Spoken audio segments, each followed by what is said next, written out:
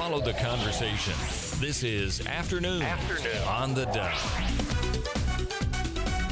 Well, good afternoon. Welcome to Afternoons on the Dove. I'm your host, Perry Atkinson, and we have a very special program put together for you today. I am delighted to have in the studio with us a good friend, and you've heard him a lot on the Dove Radio. Today is the first time he's joined us live on the Dove TV. Paul Coughlin's with us today, and Paul heads up the Protectors. He's an author, former talk show host, all-around good guy. You travel the world talking about various things, but the biggest topic in your life these days, Paul, is the subject of bullying. Yeah. I'm not even sure how that came about. I want to get into that. And I also want to talk about Protectors, because you're president and founder of the Protectors. Quickly, what is the Protectors? We are both a faith-based and a values-based program that diminishes bullying in both public schools, private schools, faith-based organizations. So we have an orphanage in Uganda using our materials. Wow. We've got Boy Scouts, Girl Scouts, Awanas. On the faith-based side, any organization that uses, that is friendly toward faith will appreciate this program. And then we have a very similar program for values-based or public schools across the United States, and mostly North America. You know, the subject of bullying is really taken center stage within the last couple of years, but yet you were on it early on, and as you said earlier, you're the only one doing it from a faith-based perspective, as well as public education. Yeah. But the topic is huge, and when you first got into this, I thought, all right, Paul, I've known you for a lot of years. What are you doing with this one, you know? Yeah. Were you just looking for something to write? But not the case. I guess you've had some personal experiences with it. I have, Perry. I mean, when I was a kid, I grew up in a home where at times it was pretty rough. I had a parent who was a bully. I had a sibling who was a bully.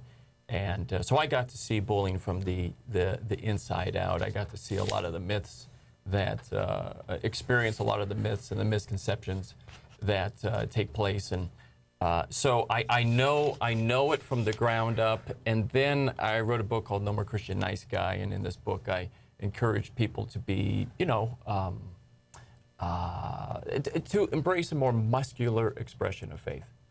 And in doing so, saw that people would I get people very excited about being a Christian. Uh-huh. And one of the things in particular that men appreciate is the ability to protect other people. And so I got to thinking, where is justice missing in this world? And settled upon this belief, this understanding of bullying. You know, we all talk about it, but it's kind of like the weather. What do we do about it? Right. So I thought, well, for sure, there would be a faith-based response to bullying in the world. Right. And so I started doing some research, could not find one. And this was about 5-7 years ago. Wow. And so we started a program that about 5-7 years ago, we could hardly get a yawn. We could hardly get people to pay attention to it. Yeah. And now it's, one study showed recently, Perry, that it's the #1 topic on students' mind before they go back to school is bullying. And so things have simply exploded here in the last year and a half.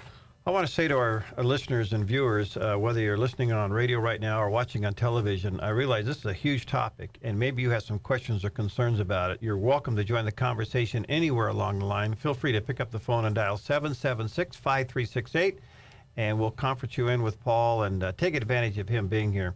Paul, what is bullying? I think I know what it is. Now, I was number 3 in a family of 5. Yeah. I had an older brother and sister. All right, so, some of it went on. It's from a sibling rivalry thing, That's right. My parents weren't bullies by any means, but my older brother and sister, I'd like to pay them back for For being honest, aren't we? Yeah, that's a great, it's one of the biggest myths about bullying is that it's about misconception. It's about conflict, and it's about anger management, misunderstanding, impulse control. It's really not about those things. Bullying is the deliberate use of superior power in order to deliberately harm another person over a period of time. And it almost always includes a threat of further harm, and usually isolation and humiliation is involved with it as well. So the biggest myth that we have is that, well, it's just two people not getting along. That's not true. That's conflict. And many parents will say, or many people will say, hey, listen, kids need to work out their own differences. And they're right. But bullying is not about, again, conflict. Or let me give the adults who are watching an example. Say you go into work tomorrow, and 5 of your coworkers circle around you, call you demeaning names, knock you to the ground, kick books out from under your arm, and then laugh at you. Could you ignore that? Would you think that's conflict? Wow. No, that's abuse. That is an intentional form of abuse against another person. And so really that's what we're talking about. And would you be able to escape that on your own? Chances are you would not be able to. You would need someone to help you get away from that. And so that's what we do. We help diminish bullying, but largely by getting the bystander to become an alongside stander of the person being picked on, because most targets of serial bullying are incapable of self-rescue. They need someone to intervene on their behalf. A good example that's been on the Dove has been the writing of Frank Peretti. You've aired his show on Focus on the Family, where he talked about his bullying experience. The fact is, he probably would not have been able to escape that situation if it weren't for the work of a PE teacher. And I think that PE teacher's, the last name was Justice. God has a sense of humor. Where he actually intervened and helped Frank Peretti get away from that. And in doing so, really helped to give the world a very good writer. All right, again, I have a lot of questions along this line, and I want to invite those who want to join us, 776-5368. Psychologically, bullying can be extremely damaging. Yeah. And where does it first show up? Self-esteem or? Well, I mean, bullying at its base is abuse. And so we have this interesting thought. We tend to say, well, that which doesn't kill us makes us stronger. We often think that, well, it just makes people stronger. You have celebrities, for example, saying that bullying is one of the greatest things that ever happened in their lives, right? Well, statistically, that's not true. Statistically, the Wesley Society in Australia followed targets of serial bullying. Now, they weren't just picked on every once in a while. They were picked on continually throughout school, and they wanted to find what kind of person did they become. And they found something tremendous. They found that 7 out of 10 of them had an inability to form lasting adult relationships. They found particularly that they had issues of trust. They couldn't trust people very well, and anger management and resentment. And if you're familiar with people, like people who are familiar with AA, for example, will tell you that resentment is one of the negative emotions that keep people anchored into drug addiction. So this idea that it doesn't have a long-lasting effect simply doesn't line up with the facts. It really does tear people apart. Perry, I spoke at a church, and afterward the pastor of the church came up to me with tears in his eyes, and he said, Paul, you just described my sister's life. She was horribly bullied all the way through high school. And he said that she put up with it. She got her degree. But she went home right after high school, moved basically into the upstairs of his parents' house, and shut down. That was 25 years ago. Wow. Okay, now we want to get into what we should do about it, and when we see it, I think when we see it happen, we either remove ourselves from the situation, we become bystanders. We really don't get involved.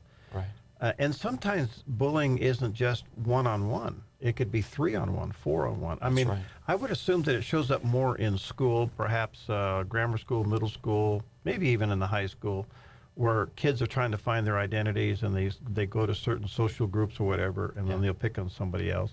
I mean, I was skinny when I was growing up. I mean, I was like a pencil, so I was called all kinds of names, you know. I kind of lived through it, but now I look back on it, I realize, you know, it was just part of the social environment. I don't know if I'm I don't know if I'm damaged from it. Maybe I am. I don't know. You've done well, Perry. But is it true? Is it a group thing or usually one-on-one? Yeah. What's interesting, Perry, is that when you were growing up, I was growing up.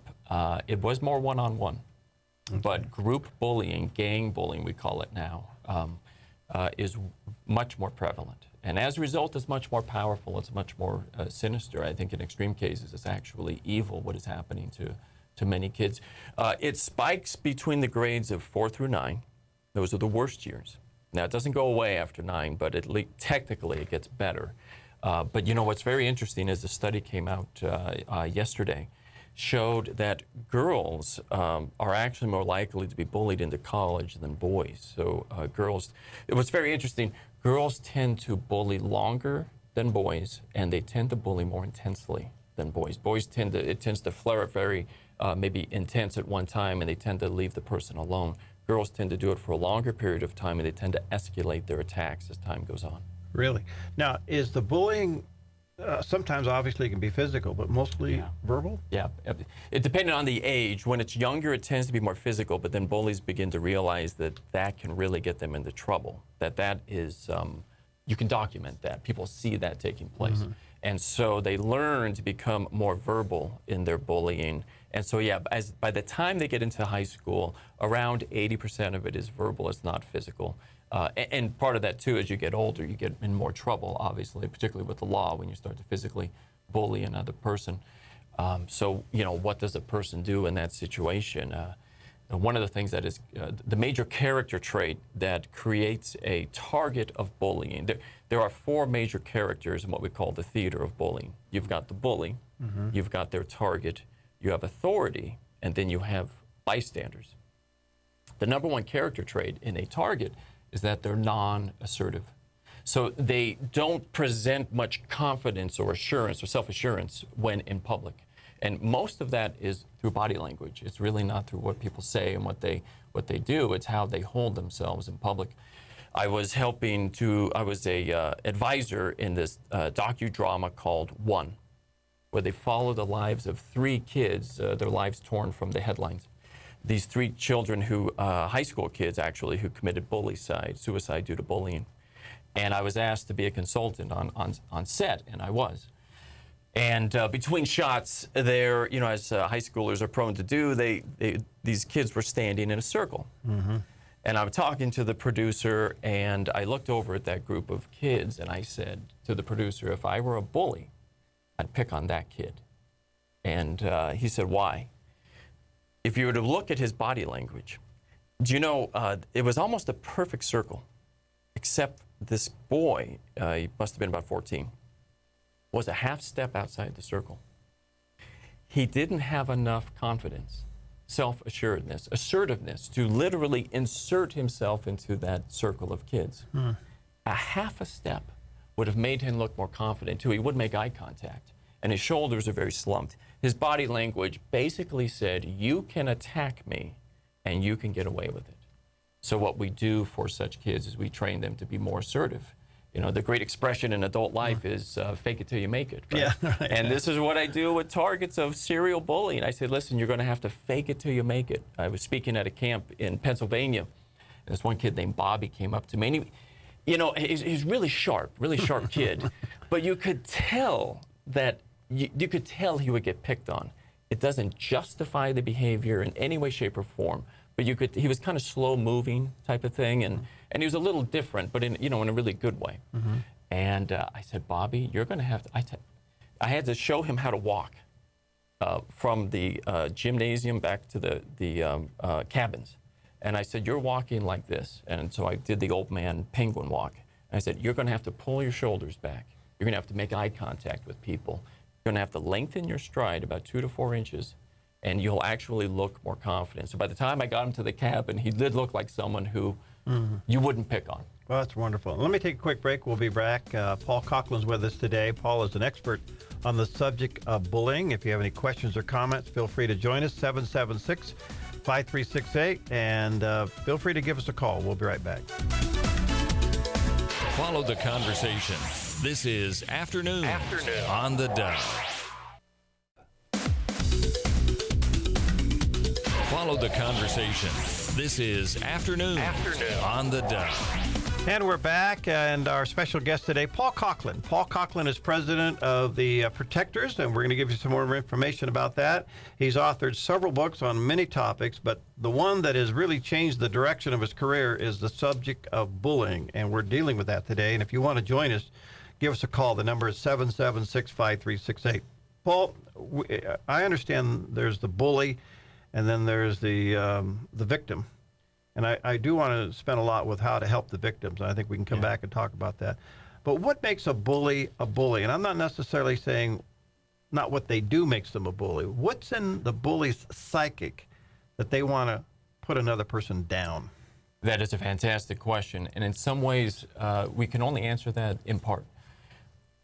The motive of a bully is largely they receive great pleasure from harming another person. And I know that for many... That just flies in the face of everything we're taught to be a Christian. I know. And you even have it, obviously. I mean, there was one study of 43,000 students across the United States, and they found that it is very possible that bullying could be worse in a private Christian school than in a public school. There was some evidence that moved that direction. Wow. I've got in my hand a replica of the ring in Lord of the Rings. So people who are familiar with the movie are familiar with this. It represents dark power, and the character Gollum wears it. And so he starts out as another being, and then he moves into this very dark, broken, sinister, even evil character. And the ring is dark power. Bullying is dark power. Studies show that most people actually try the ring on. I did. I used to bully people with sarcasm. I was very good. It was my spiritual gift, right? Sarcasm. And I learned it, trust me. I mean, I could fillet someone, Perry, with 3 words or less. I know. I used to manage you.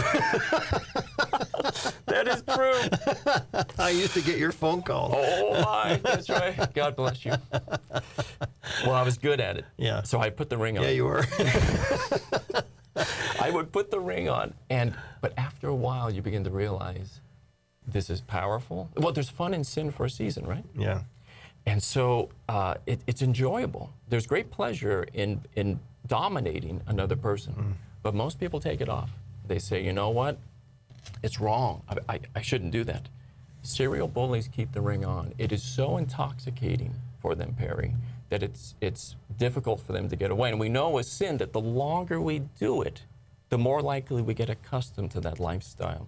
And so what such people need isn't more self-esteem. In most cases, most of the time, we've all been taught to believe that people do bad things due to low self-esteem.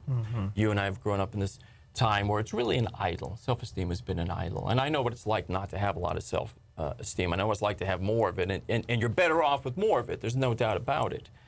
Bullies, on average, have average to excessive self-esteem. Bullies, on average, don't feel bad about themselves. On average, they feel really good about themselves. So from a spiritual perspective, what are we looking at here? We're looking at a person who is pretty prideful and pretty arrogant. Bullying is really about the expression of disdain and contempt for another person. It's really believing that other people are children of a lesser God and you are superior to them. And I can prove it with I can prove it with this, Perry. The #1 group of kids bullied in almost any school, physically and mentally challenged children, most of whom have no relationship to the bully. Wow. If you've ever wondered where superiority went or supremacy went after segregation, it went toward physically and mentally challenged kids. Wow. They're being picked on because they can be. They're being picked on because people think, certain people, only about 8–10% kids become serial bullies. They believe that they're simply more valuable and more important than other people. And they don't stop. Boy, that's just a new low in humanity. It is. It's always been there. Well, let me back up just one quick question. You mentioned at the beginning of the show you were bullied by your dad? My mom. Your mom. So how does a parent... Well, how come a parent would bully a child, especially their own? I'm trying to figure out that. I think it runs in families. Is bullying the result of a broken person? Oh, certainly. It's the result of arrogance and pride, primarily. You know, I'm a parent of 3 teenagers. I've screwed up. Every parent has screwed up. Yeah. I'm not talking about just getting frustrated every once in a while with your kid and losing it and then asking for forgiveness. Yeah. That's not bullying. I was intentionally dominated for really no good reason. I was kind of like a plaything for amusement. Bullies get great amusement from dominating other people. In fact, the word that I think best describes it is glee. It comes from the old English word. Do they know that when they're doing it? I would think that at some point they do, unless they're a sociopath. Okay. But I would think at some point they do. And the word glee means entertainment. So it really is a form of entertainment. It's like a cat playing with a mouse. The cat doesn't really need that mouse. It just loves it. If you were to look into the eyes of a bully when you're being bullied, as I have, you don't see regret. You don't see unrestrained anger. You see pleasure. Wow. You see pleasure in there. Did you see the movie The Passion by chance? No. You didn't see it? No, I live an isolated life. Well, there's this one scene where the guards, you would think that if you were a guard, a Roman guard, that if you had to beat someone to death, that you would do it, but you wouldn't want to do it. But when they flip Jesus over in this movie, you see the guards receive pleasure from what they're doing. And that is what I've seen in the eyes of bullies. They love it, Perry. They love it. The word intoxicating is pretty accurate. All right, let's come back to, and let me say to our viewers and listeners, you're welcome to join us. I realize this can really be touchy because I think you can look back on your life and maybe see some of the problems that you're dealing with today emotionally now are connected to those dots, and that can be pretty painful. That's right. All right, you had some other people. You had the people of authority. You had the bystanders. Mm-hmm. What's their role in protecting the victim? Yeah, that's great. Yeah, we call it the theater of bullying. And we do that for a number of reasons. One of it is it provides context. It really is a theater. A theater demands that certain things be in place in order for like a movie or play to take place. It's got to be dark. You got to have actors. You got to have something going on that facilitates a movie or a play in a theater. Well, bullying is very similar. It requires that certain people play a role, and they don't abandon the role. Imagine if you're watching a play, and someone decides, "Oh, I just don't want to play that role anymore." The play's over, and that's our goal. We want people to abandon the role that they're playing to diminish bullying. And so, you were talking about the bystander. Yeah. About 85% of bullying takes place in front of bystanders, but only like 6-8% in front of authority. There's a reason for that. Bullies are highly, highly selective of who, how, and when they attack another person. Most bullies, most of the time, want a public display of pain and anguish on behalf of the target in front of other people. That's a double empowerment. Oh, they love it because other people get to see their creation. Yeah. Other people get to see their domination of another person, usually for no good reason. They do it because they can. Yeah. And so with the protectors, I mean, there's a very sad statistic about bystanders, unfortunately. A bystander, well, do you want to take a guess? How many times do you think a bystander intervenes and helps the target? Do you have any idea? Well, I'm going to guess, probably say less than 1%. 13%. 13%. 13%. Did you know that around 50% of the time, you got a better view of human nature now, I hope. Yeah. About half of them are more likely to join the bully than to help the target.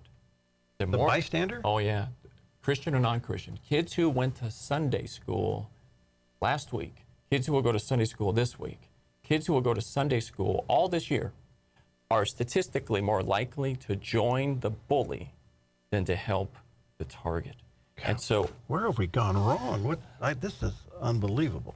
We've gone wrong, Perry, because in a number of ways. First of all, it's human nature. It's always been here. I would say from an evangelical community, we've done a very good job of reaching the mind.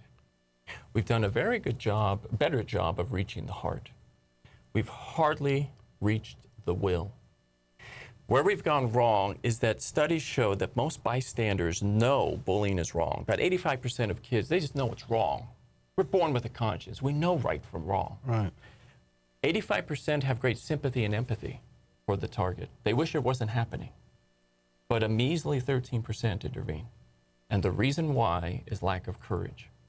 We are primarily three-part beings as humans. It's a very Greek idea, but it's also, other cultures have taken this idea as well. We see it throughout Scripture. Yeah. We're three-part beings. We see it in The Wizard of Oz, right? Yeah. Three beings have lost their essence, and Right. they need help getting it back. Right. One can't think, one can't feel, and one has lost the capacity for courage. We go to courage, the Greek word for courage, to some degree is the word thumos, Thumos, is where we get today's word for thermos. It's the seat of will, of animation, of gumption. The Atkinsons have a lot of thumos, I've discovered through the years. So what we do is we emphasize courage. When we grow a person's capacity for courage, we help them do the right thing afraid. A great definition of courage, doing the right thing afraid. In fact, Aristotle argued you couldn't be courageous unless you were feeling fear at the same time. And so through the protectors, we help the bystander become an alongside stander through assertive but nonviolent words, very much in the tradition of the great Martin Luther King, where we teach them to say things like, leave him alone, leave her alone, that's wrong, stop it. One study out of Oregon showed that if one person of courage, they don't have to be popular and they don't have to be big, if one person of courage stands up and intervenes, that incident of bullying can end 58% of the time within 6 to 8 seconds. And I have met some of those people across the country. Yeah. So a simple stop it. It's amazing. Now, what about the person of authority who's seeing this and turns the other way? Do they become somewhat involved in this in a surrogate way? Sure. I mean, Perry, we have the sins of commission and then we have the sins of omission. Evangelical culture is very much about the sins of commission, what you do. Right. We hardly talk about the sins of what we don't do. Voltaire put it this way. He said, someday we'll be held accountable for the good that we didn't do. I hope he's wrong. But what we're really talking about here is when we fail to intervene, we know it's wrong. We just don't have the courage to intervene in most cases, most of the time. And you know that's opposite? Cowardice is a sin. Revelation 21:8. God puts cowards in the same category as liars, thieves, adulterers, fornicators, and the faithless. He says that their lot is in the burning lake of sulfur, which is the second death. Oof. Let me take a quick break, Paul. We'll come back, and I want to get into the authority in this circus, or in this, I shouldn't say circus, this theater, and the role of the person of authority. I'm thinking a school teacher, a parent, coach, whatever. Counselors. Okay, we'll get into that. Bullying. Big topic. Maybe you'd like to join us. 776-5368. Paul Coughlin's with us. And by the way, this program will be repeated tonight on the Dove TV at 6 o'clock and again at 10:30.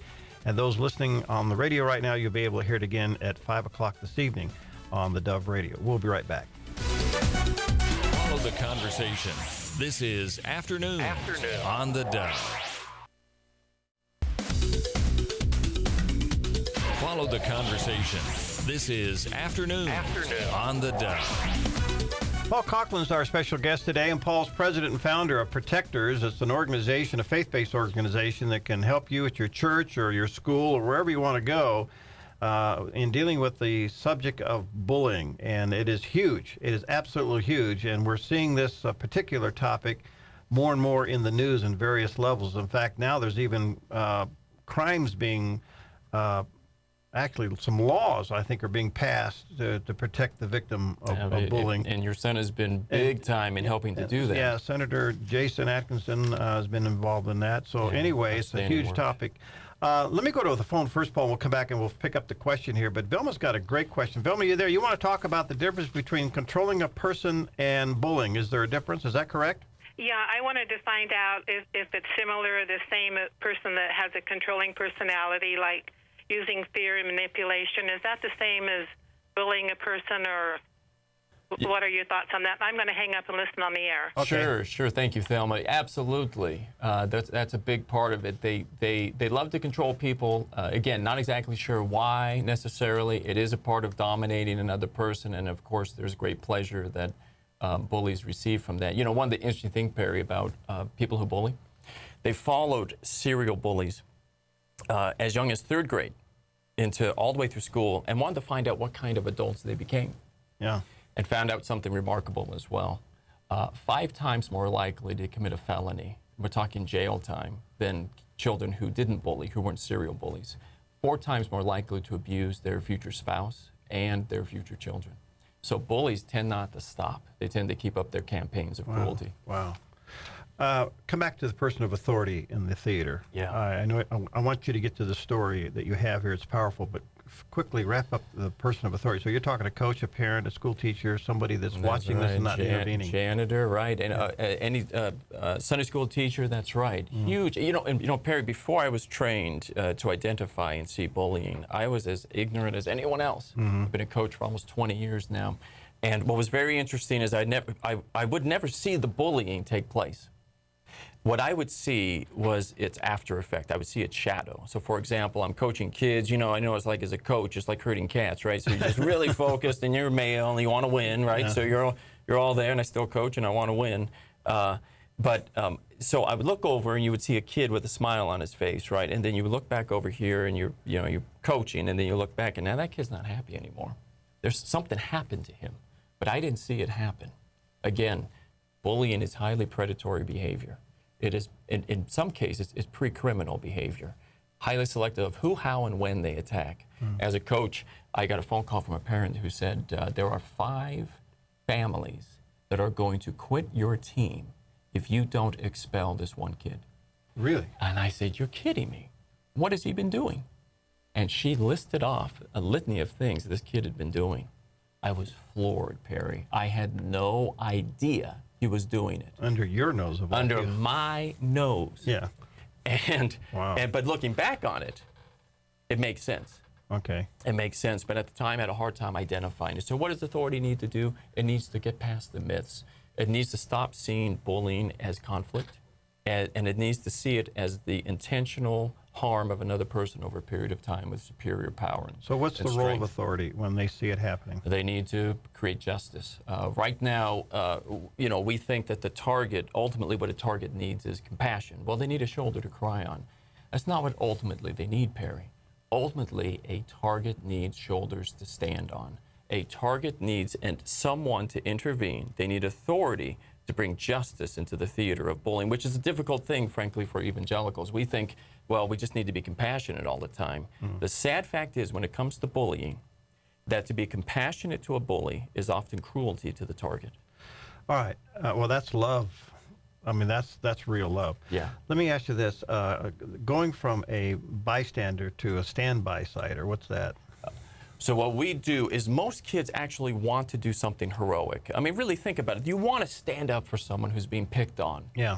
But we often don't have the courage to do it. So most kids are going to be a passive bystander. We want to train them how to become an assertive, courageous, alongside stander.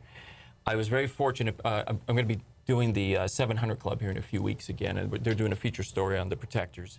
And for part of the backstory, they flew me out to Chattanooga, Tennessee at Silverdale Baptist Academy.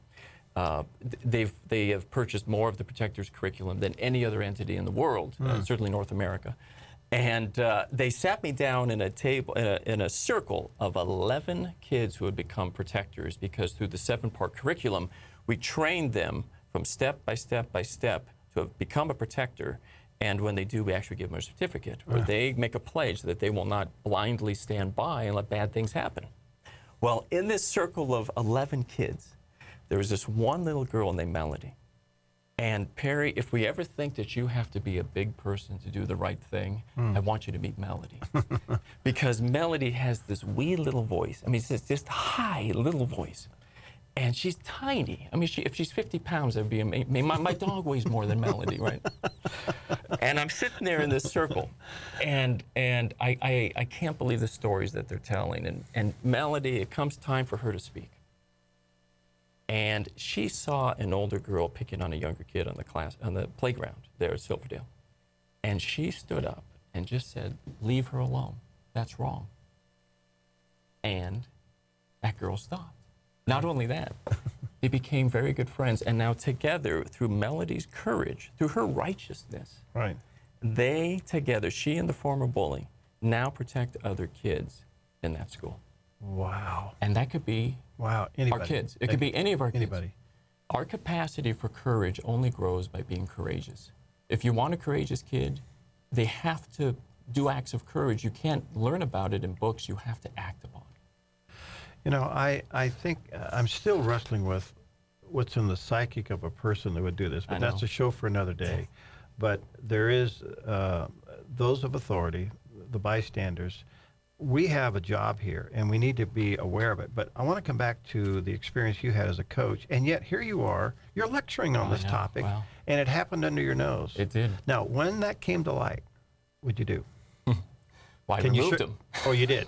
Yeah, I had to remove them. Yeah, they were going to leave, and I was threatened by I talked to the parents.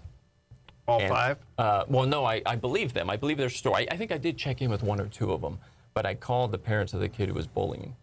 And that was an eye-opener, because I soon discovered where he got his bullying from. Oh. I was threatened, I was yelled at, I was cursed at, I was threatened with a lawsuit. Because, you know, Perry, that's why I went into coaching, is so I could be sued. This thing I do got for on the free. politic, you know, that's soon right. get beat up. I'll get your name written in mud. Yeah, so I removed them. And, you know, and if I hadn't, it would have been wrong. It would have been a sin if I hadn't removed them.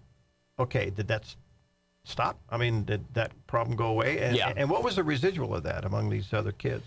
Well, they were happier. They stayed on the team, and the team actually got a lot better. What happens with a bully on a team and any organization, they diminish that organization in profound ways, but it's often difficult to ascertain at the time. Let me fast forward this into corporate America, and maybe through intimidation. Is that a form of bullying? Mm-hmm. Sure, sure. Well, it tends to change a little bit in the workplace, where it becomes a tool for an advantage over a person. Now, in the workplace, you're probably not going to see so much the great pleasure that a person receives when dominating another person. In the workplace, you're going to see how economically you can actually get ahead by being rotten to another person, by dominating them, putting them down, undercutting them.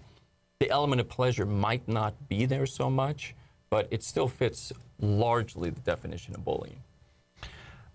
What do you want to say to Christians that see this? Is there a spiritual obligation? I mean, I realize there's a human obligation, but is there a spiritual obligation to get involved? I mean, it's kind of like, oh, well, that's the world, and that's what non-believers do. I don't want to touch it, you know? Well, you may not be interested in bullying, but it is interested in you. You know, I'll talk to parents who will say to me, yeah, but if my child gets involved, they might get hurt. To which I say, if your child doesn't get involved, they're harmed as well. What's really interesting, Perry, is when we see something wrong and we fail to act, the Bible says do the right thing when it's within your power to act. Right. Sometimes you don't have the power. Right. And by the way, we're not talking about... Yeah, but the Melody power was just stop it.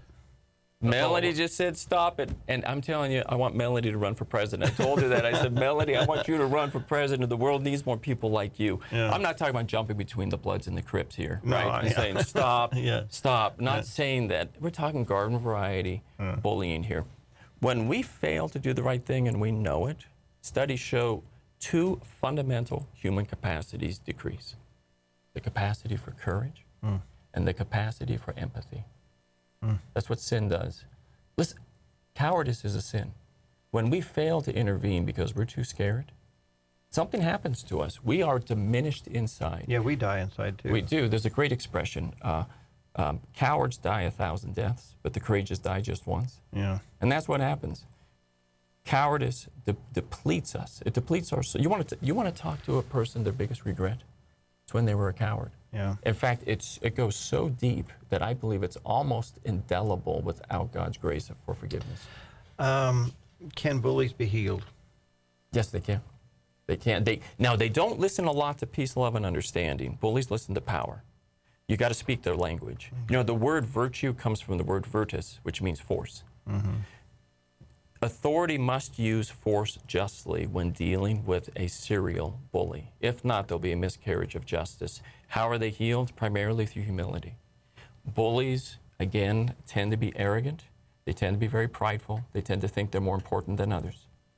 So they need humility. And that's what we do with the protectors. When I give my presentation, I was in front, and I did this in California last year. I spoke in Livermore, California. I said, you're going to laugh, but by the end of today, I want every bully to apologize to every target in this school. And I give them reasons why it's good for them to do that. And they do.